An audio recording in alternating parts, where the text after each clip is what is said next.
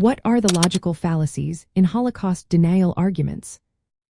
Imagine hearing someone claim that the Holocaust never happened. It sounds unbelievable, but some people do make such claims. Let's look at how they try to convince others with flawed reasoning. One common tactic is called false cause. Deniers say that the deaths of Jews during World War II were caused by disease or starvation, not by deliberate extermination. They ignore the extensive Nazi documents and survivor stories that prove otherwise. This fallacy makes it seem like the deaths happened naturally or accidentally, which is not true. Another trick is the straw man fallacy. Deniers often distort what historians say about the Holocaust. They might claim that all evidence for gas chambers is fake or that the number of victims is exaggerated.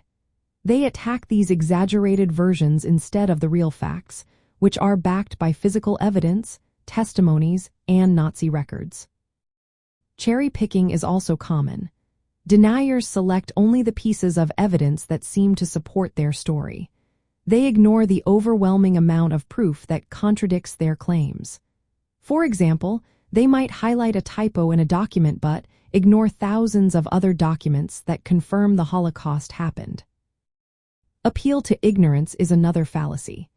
Deniers argue that because some details are unclear or some evidence is missing, the Holocaust did not happen.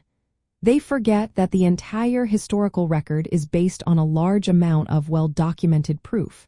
Just because some questions remain does not mean the event did not occur. Conspiracy theories are also used. Deniers claim that the Holocaust is a lie created by Jewish groups or allied governments to gain power or money. They suggest a secret plot involving thousands of people over decades.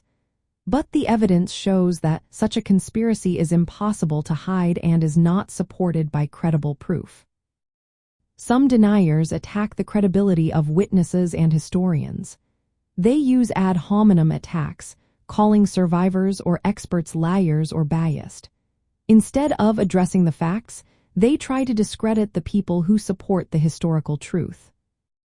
Redefining terms is another fallacy. Deniers might say that because some Jews died naturally in camps, the Holocaust as a deliberate act of genocide did not happen. They change the meaning of words to fit their false narrative. Finally, minimization and false equivalence are used. Deniers downplay the scale of the Holocaust by claiming fewer victims or comparing it to other wars.